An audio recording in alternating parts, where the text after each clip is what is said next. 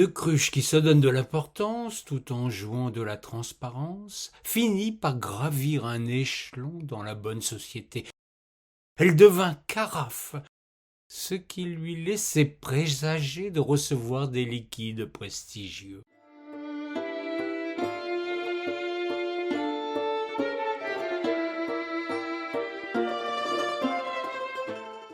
L'ascenseur social, hélas, ne fonctionne pas pour tout le monde. Une chopine resta en rade. La grande table des fêtes lui était interdite.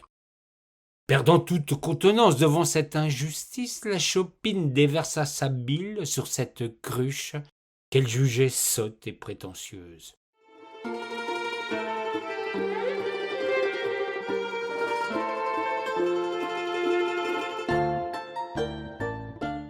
C'est le drame de la jalousie de vous faire verser des torrents de propos fielleux. Les ustensiles n'échappent pas à ce travers. La nouvelle carafe voulut clouer le bec à cette vilaine mal embouchée. On ne peut pas le lui reprocher. Un repas de qualité suppose qu'on tienne sa langue.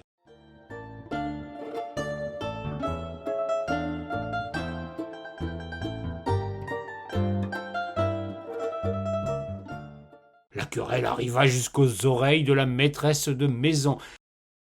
La dame, qui avait été à l'école de la baronne de Rothschild, était très à cheval sur l'étiquette et les bonnes manières.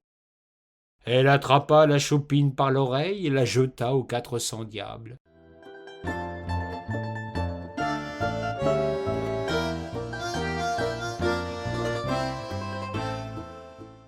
Ce mépris brisa le cœur de la pauvrette qui jamais ne se remit de cette injustice.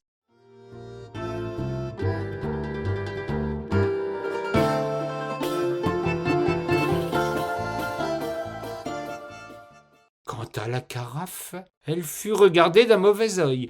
La femme, dans l'attente de convives qui avaient tous de la bouteille en matière de banquet, se dit qu'il serait aventureux de confier un grand cru classé à cette dernière qui manquait de classe et de distinction.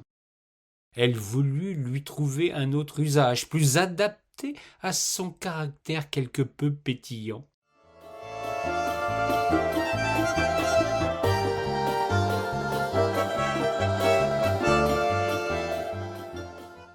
L'idée éclata dans l'esprit de la femme comme une bulle de savon sur un plafond. Elle allait préparer sa soupe de champagne dans ce récipient, d'autant plus aisément qu'il disposait d'un large col. Il sera aisé d'y glisser une louche pour servir les convives.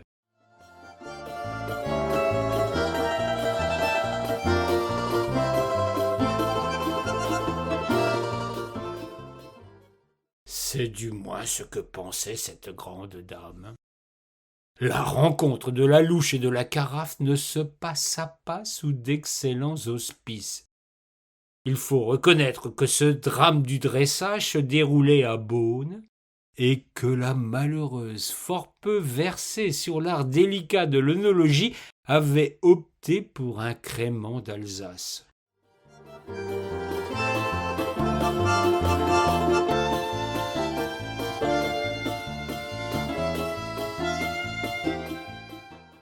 La carafe vit d'un mauvais œil cette louche qui ne lui disait rien qui vaille.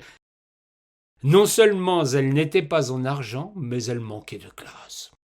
La louche, quant à elle, habituée qu'elle était au brouet, potage, bouillon et minestrone, trouva fort désagréable de se trouver ainsi plongée dans un liquide froid et bouillonnant.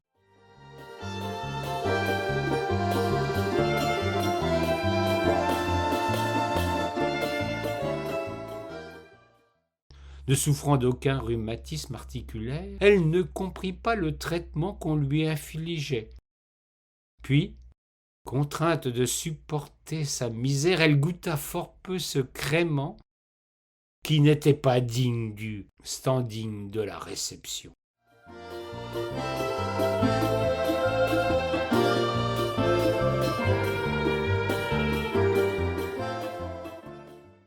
La louche refusa de verser ce liquide dans lequel baignaient des érelles et un sirop de safran. Elle avait non seulement une envie de champagne, mais plus encore de pureté. Point n'est besoin de dénaturer un tel breuvage. Elle en toucha 2 mots à la carafe, qui perçut que cette fronde risquait fort de lui promettre le même sort que la chopine.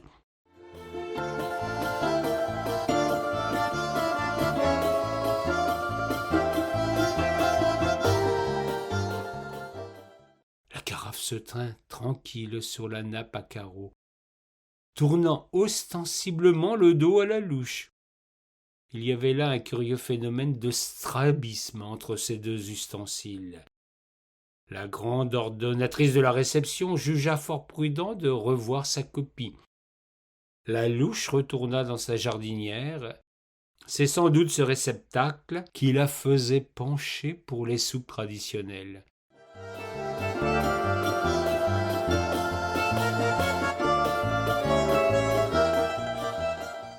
La carafe connut un sursis, une mise à l'épreuve.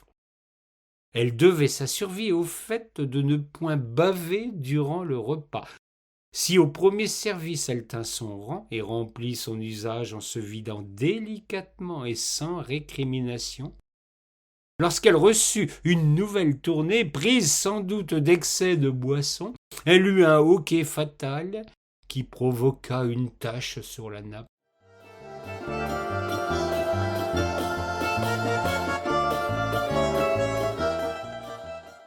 La maîtresse de maison ne lui pardonna jamais.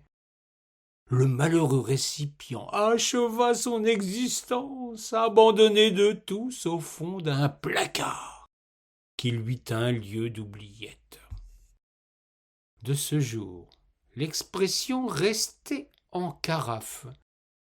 Curieusement connut un vif succès dans un monde qui n'était pas celui des habitués de pareilles réceptions. Ne cherchons pas à comprendre ce qui nous semble louche.